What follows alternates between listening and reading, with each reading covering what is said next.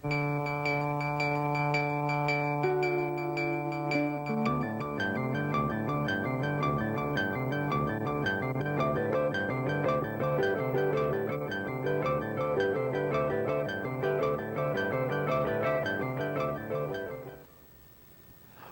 have always worked.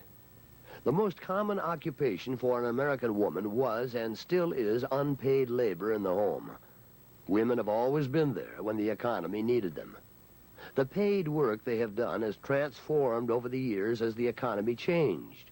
In an agricultural economy, women practiced food gathering and preparing, animal care, weaving, sewing, and child care. In a manufacturing economy, many young women were found in the early textile and paper mills. In our present service economy, the bulk of females are segregated and concentrated in a few occupations. Secretaries, telephone operators, retail sales workers, waiters and waitresses, hairdressers, and nurses are all over 90% female. Over 35 million women are currently in the workforce. To be sure, some changes have been made.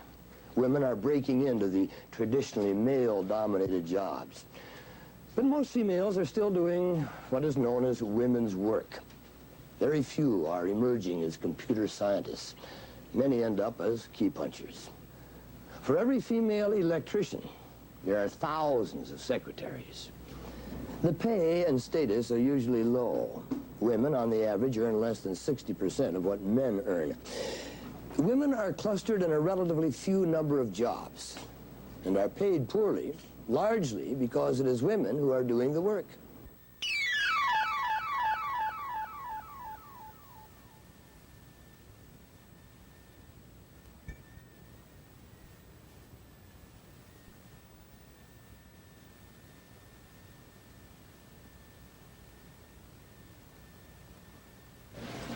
The largest and fastest growing occupation for women is clerical work. They work everywhere, from the smallest businesses to the massive insurance company, what some call the paperwork factory. Clerical work is expected to include 20 million by 1985. More than 1 out of every 3 employed women is currently engaged in clerical work. Recently, we listened to some secretaries discuss their situations. I feel that it's too many people are looking at this whole field and saying just a secretary, as people have said, just a housewife. We really shouldn't call ourselves just a secretary because we're all professionals in here. But it's the idea of a secretary's field is basically a low-paying field because she's just someone sitting in the office doing typing. It doesn't have to carry any great burden of responsibility. She just has to sit there and do what she's told. Time, file, answer the phones. Yeah, and that's the stereotype that I think a lot of people have a problem with. Right now I'm writing printing guidelines and I get paid as a secretary. You know, I have the same thing. I'm writing our new grants. I write our grant quarterly reports. I handle all of the contracts from scratch, most of the correspondence independently, and can have the authority to make the decisions and when the directors are gone. And this is not a normal secretarial role, but I am too being compensated as a, quote, secretary. Well, I think I do the same thing. When I get calls from sexual assault victims, I have to refer them to the right agency. When you get somebody that's really emotionally upset, I don't think that the person that deals with them is a secretary, your typical secretary. That's right. And I don't think that we're compensated for what we do at all.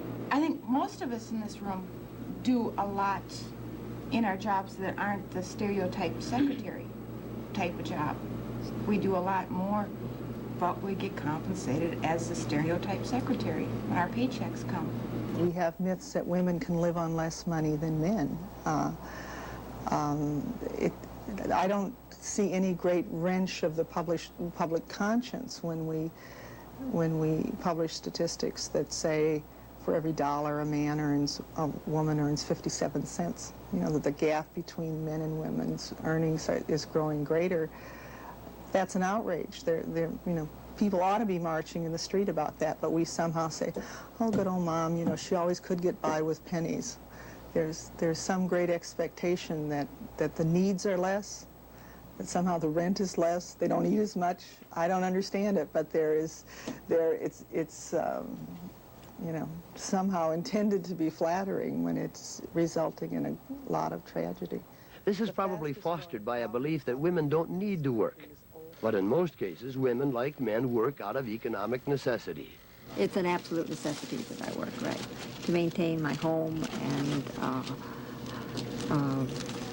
support my children.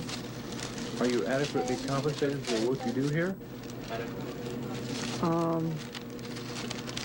No, I do not feel that we're adequately paid. I think every clerk should have a living wage, just like any other skilled employee for any company. You can take all the traditional women's jobs and they're considered very low-level kinds of jobs. And it gets back to the point that what women do is not really considered of any great value in our society. We do not value women. We do not value their work. I can't understand how half the human population is considered less valuable than the other half, but that seems to be the case. Despite the economic and social realities, women continue to labor under an invalid set of assumptions and policies on the part of employers. Their positions and salaries suggest that the old image of women working for pin money has not been eradicated. Some employers are actively discriminating against women employees, systematically excluding them from achieving their full potential. Advancement is a crucial issue. Employers' perceptions determine where women will go and where they will end up. Consider these employees at the Citizens National Bank in Wilmer. They have charged the management with sex discrimination. In November of 1976, they hired in a male employee for $300 a month, more than the female employee started out as. The bank, as a matter of fact, put in a little article in the local paper saying that they had a new employee. They listed his hobbies, who his dad was, and everything else, and introducing him to the community. And when one of the women inside the bank asked Leo Persh, the president, why this had never been done before with the women, he says, well, we're not all equal, you know. And it just got us more and more angry and disgusted with the practices of the bank. Plus, we had to train him in. We had to help in training him in. All we heard was that they were hiring a new man. It had to be a man. They were hiring a new man for the job. And they never gave you a shot at applying for No, it? sir. No. Not one. Not even the female officer, and she really should have been the one to have the chance for the job. She's been an assistant cashier there since about 1964 or 65. She's worked there since the day the bank is open, and she has watched man after man after man leapfrog her. And the assistant vice president there right now, one of them, I was trained in by myself in the teller line, and Doris in bookkeeping, and Karen in other positions. And he has now become an assistant vice president. She is still an assistant cashier. It just doesn't make any sense. The advancement is what really started the whole thing. Because at the time that Kevin was hired, there was like 2 or 3 women in the bank that could have done that job. And they were not given the chance to apply for the job. And matter of fact, the female officer went and talked to Mr. Persh about it, and he told her, she said, why wasn't I allowed, if it's such a good job, to have the job or apply for it? And he said, we wouldn't like it. Now, you know, how was that his judgment to say that, or wasn't it? And why weren't the other women then allowed to? And if they did not have the qualifications, then of course that's a different story. But we wanted to at least be given the chance to apply for the job. One man said to us, well, you know, a loan officer has to go out and repossess a car now and then. He said, no woman could do that. And our answer to that was, why not? Why can't she?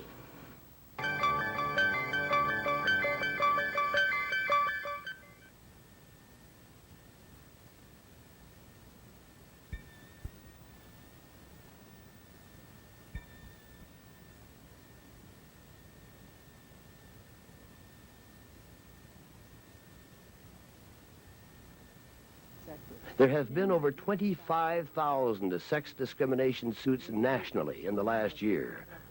We were interested to find out where it all starts. Well, discrimination really starts in the cradle. From the moment that males and females are born, we treat the two sexes differently. so that parents are guilty. We've all been socialized to be sexist.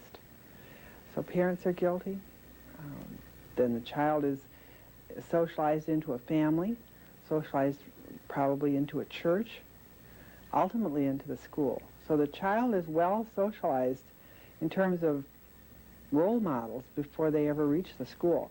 And the school then fortifies what society already is doing.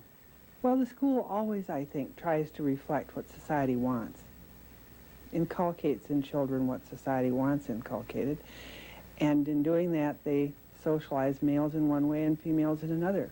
We still somehow have sex tied to work, tied to specific kinds of work. And it doesn't matter what the individual is as a person. If they're in the wrong, quote, wrong job, then they're not perceived as being a fully functioning person. Their sexuality is somehow violated. And we have just got to get over those kind of stupid hang-ups. We've got to get over that just as we have to get over this hang-up that every man has got to be 6 foot tall and have big muscles. And every woman has got to be 5'2" and have a lot of curves. I mean, that is, that's not real. Well, neither is stereotyping people by occupation. When you go into vocational schools, you see the same kind of stereotyped enrollment in the various occupations. What other kind of things have you thought about besides nursing and, say, data processing is one? Are there any other kinds of things you've thought about? Not really. That's why I wanted to get that straight about the practical nursing. Licensed practical nursing or respiratory therapy, and secretarial too. Well, I was thinking of data processing or general secretary. Okay, how'd you happen to get interested in those two areas? I don't know, I like office work and things like that. And it looks like you've had a little bit of training at one other business college, is that right? Just a couple of weeks. It was only like 2 weeks. Have you done any kind of reading in the areas, say, of data processing, what is involved in that kind of area? No. Did you talk with your counselor at that time at high school about the possibility of, say, data processing actually applying and trying to see what you could do about getting in a program? No, I never really thought much about it until just lately. I see. After you kind of graduated from high school, you've been out for about how long now? 4 months? Yeah. 5 months, and starting to do some more thinking about training and kind of what you're going to do. Girls are encouraged to think that they're only going to work for a couple of years, then they're going to get married, and somebody's going to look after them. Girls were not really encouraged to achieve in math. Math was kind of the boys' subject, physics, math. And they didn't understand that if they didn't take math, if they came out of high school without natural science math background, there were just dozens of occupations that they could never be a part of. And for many girls, therefore, the game is lost before they even know the rules. They come out of high school totally unprepared to get into college, and they come out of college totally unprepared for, 75% of the occupations, simply because they lack the proper coursework. And nobody bothered to tell them. That is one of the heavy prices that we pay for that kind of conditioning, is that girls, and leading on into being women, simply don't have self-esteem. They don't take their lives seriously. They don't really think they're going to accomplish anything in the sense that society has defined accomplishment. We don't define accomplishment in ways that women have very often been able to really identify with. Males define what is important in our society, and they have defined their own roles and their own jobs and their own responsibilities as being, quote, important, unquote. Women have always been subordinate. Women have been trained to be subordinate. Women, all the small girl has to do is look around. I mean, the men have run the world, and the women have usually stood by and applauded or supported or assisted or been the hostess or been a helper in some other way. our economy has a real vested interest in keeping women low paid. I've occasionally seen some estimates of what it would cost to pay women on the same kind of par with men. And clearly private enterprise doesn't want to spend any more for people's wages than they have to. The economy has a vested interest in having a large pool of low-paid workers. And they used to have slaves, then they had immigrants, and they've had different minority groups, and I think women very much play that role today in the economy. So the economy has no motivation, really, to change the occupational patterns of male and female. The attempt has been to keep women in their place because it served males to have them in their place.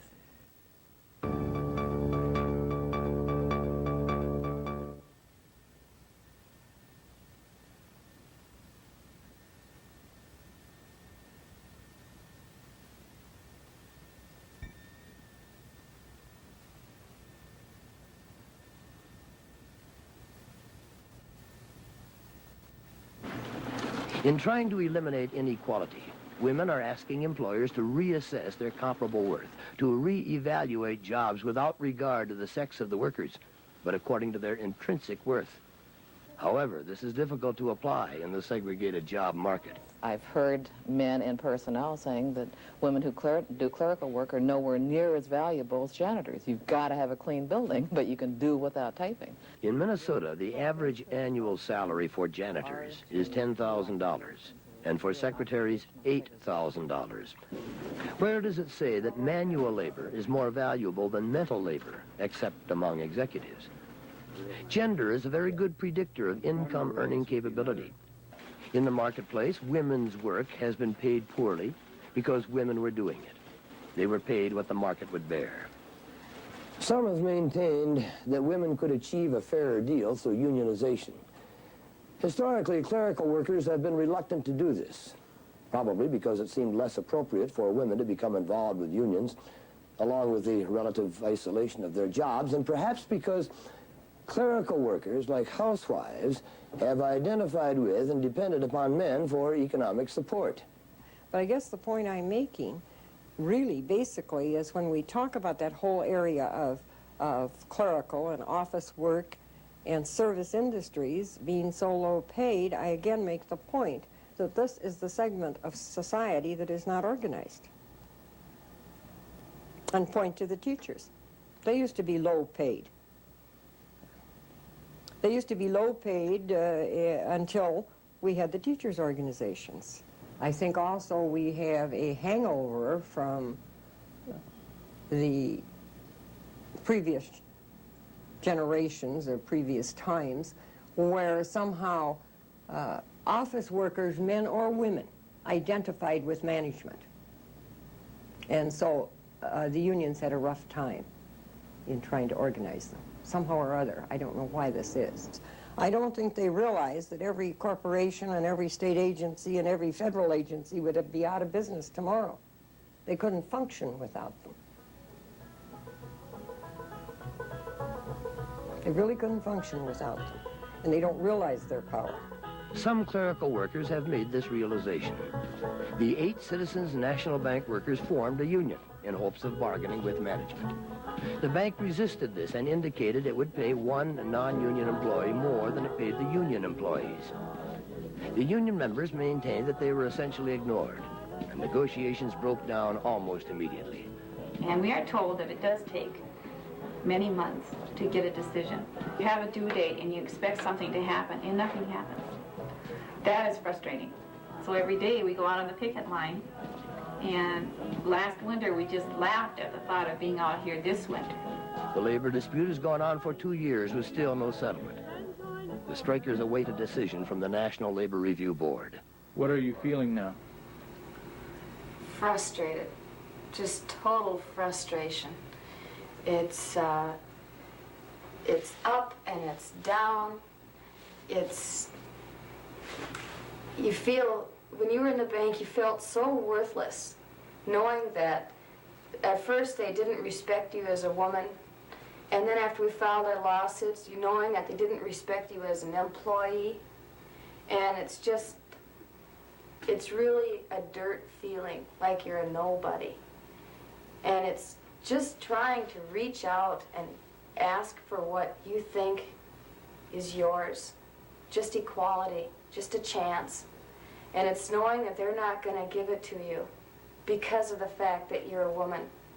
It's like, you might say like they're almost, you might say, damning you from birth and not ever giving you a prayer for just being who you want to be. Do what you want to do. And there are days where you could just about sit down and cry. There are days you do. We still do not have a signed final agreement in our hands or any kind of back pay that was decided upon, which isn't much. Or we had a National Labor Relations Board hearing last summer that ended in June.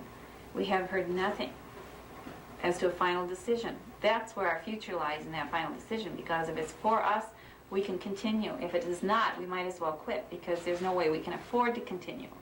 What is this supposed to be all about? You sit there and everybody says, hang in there, keep up the good work, please hang in there, good luck, best wishes. And it helps. But unless you're in there, you just don't know what it's like. And you feel like the court system is supposed to be set up to protect the innocent. And we were taken advantage of by the bank for our services without being reimbursed financially, promotionally, even respectfully. So you just feel like you're an animal. And so you try to do something about it. You do what the law says you can do. You do nothing that is out of the ordinary. I mean, the laws are set up for what is supposed to be able to handle our case, and nothing is happening.